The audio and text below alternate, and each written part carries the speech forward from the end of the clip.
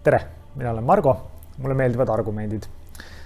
Täna ma olen siin Telliskivi väikses kureeritud valikuga raamatupoes Grant. Kui te mind teate, siis te teate, et mulle väga meeldivad raamatupoed. Need on ühed mu lemmikud kohad üldse. Ma ei oska täpselt öelda, mis see on, kas see on see raamatute lõhn, mis raamatupoes on või midagi muud, mis kuidagi aurana sind ümbritseb, aga mulle väga meeldib ja see siin on eriti tore raamatupood, nii et kutsun teid kõiki siia vaatama seda valikut. Aga argumendid algavad ja lõpevad selge sõnumiga ja see on üks põhjus, miks mulle head argumendid meeldivad.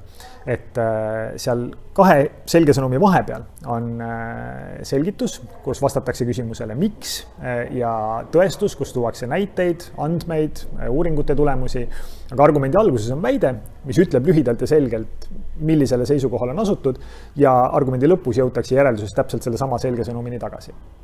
Nüüd, argumenteeritud juhtimine on midagi, mis on mulle huvitav olnud pikka aega, sellepärast, et see, millist elu me elame nii organisatsioonis kui riigis, kui maailmas laiemalt, sõltub hästi palju sellest, milliseid juhtimissüsteeme me kasutame, milliseid juhtimistehnikaid me kasutame ja millised juhid nendes organisatsioonides ja riikides on. Ja seetõttu ma tahaks täna vaadata seda sõnumi selgust ja argumenteeritust just nagu juhtimise nurga alt, et miks selged sõnumid on juhtimises olulised.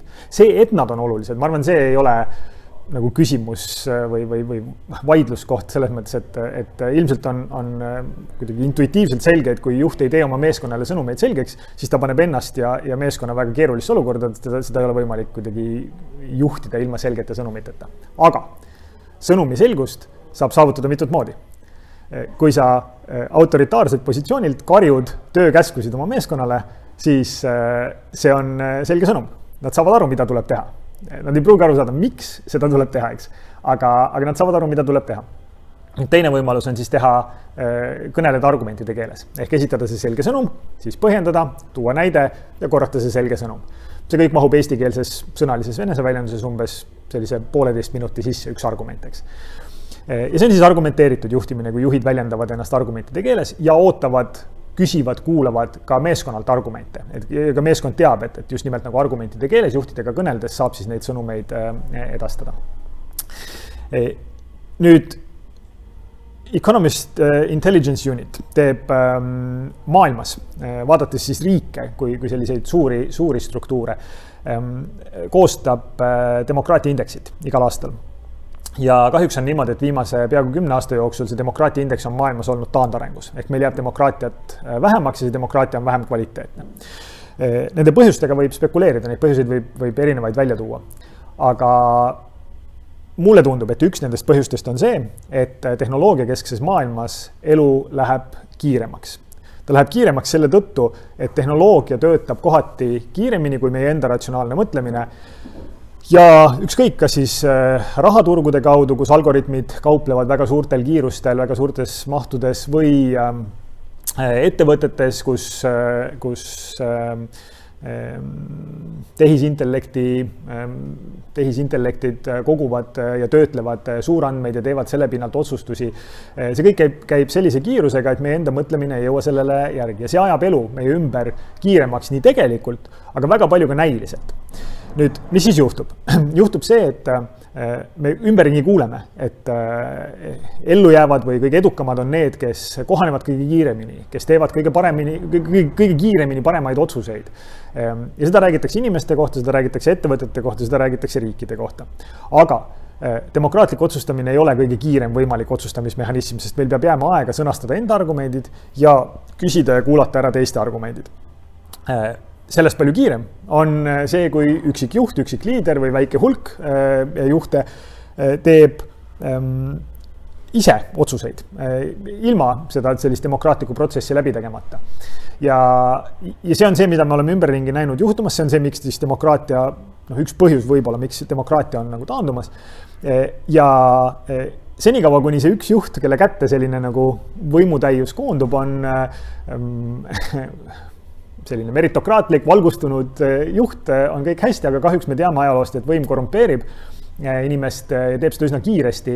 Ja nüüd, kui ta on oma korrumpeerimat mõju avaldanud, siis seesama juht teeb täpselt sama kiiresti ja sama efektiivselt hakkab tegema halbu otsuseid. Ja olukorrad võivad väga kiiresti eskaleeruda siis negatiivses suunas. Ükskõik, kas me räägime nagu suurriigi juhist või ma ei tea, globaalse autoettevõtte juhist. Ja see on see, miks demokraatia taandumine tehnoloogilises maailmas on oht ja miks me nagu juhtimismehhanismides peaksime pigem sellele nagu vastupidises suunas proovima liikuda, ehk peaksime proovima tuua nii ettevõtete juhtimisse kui kogukondade, riikide ja ka globaalsesse juhtimisse rohkem demokraatiat, sest see kaitseb meid. Ja mis see tähendab? See tähendab seda, et me kuulame, küsime ja sõnastame ise oma asju argumenteeritult. Kui katus päriselt põleb, siis ei ole sageli argumendi jaoks aega. Sellepärast, et on vaja väga kiiresti tegutseda. Aga palju rohkematel juhtudel, mida ma ümberringi näen, on, et sellise retoorikaga tekitatakse tunne endal ja teistel, et katus põleb. Aga me teame, millal inimese ratsionaalsus seisma jääb. Ratsionaalsus jääb seisma siis, kui meil on väga suur nagu tunne, et väga kiiresti peab tegutsema ja teiseks on ohutunnetus. Sellisel juhul ratsionaalsus ei tööta. Ja nüüd sellega, et me nagu räägime kõik teineteisele, kui kiire kõigega on, sellega me tekitame natuke nagu kunstlikult selle olukorra, et kogu aeg katus põleb ja meil ei ole argumentideks aega. Ja sellega me taandame demokraatiat, anname rohkem otsustust siis nende üksikutele juhtidele ja sealt võib eks asi nihu minna. Nii et parim kaitse selle vastu on siis mitte tekitada seda kunstlikku kiirust olukordades, kus tegelikult katus ei põle ja jätta ruumi ja aega siis teistele argumentide sõnastamiseks ja ise oma sõnumeid juhtimises. Edastada selgete sõnumitena, väide ja siis uuesti järeldus, aga seal vahepeal võtta ka aega selgituseks ja võtta aega näidete ja tõestusmaterjali vaatamiseks ja toomiseks. Et see on siis see, mida me peame silmas, kui me räägime argumenteeritud juhtimisest selgete sõnumitega. Et selged sõnumid on olulised, aga kuidas neid selgeid sõnumid edastada on täpselt sama oluline ja edastada siis neid just argumentide kaudu. Soovin teile häid argumente!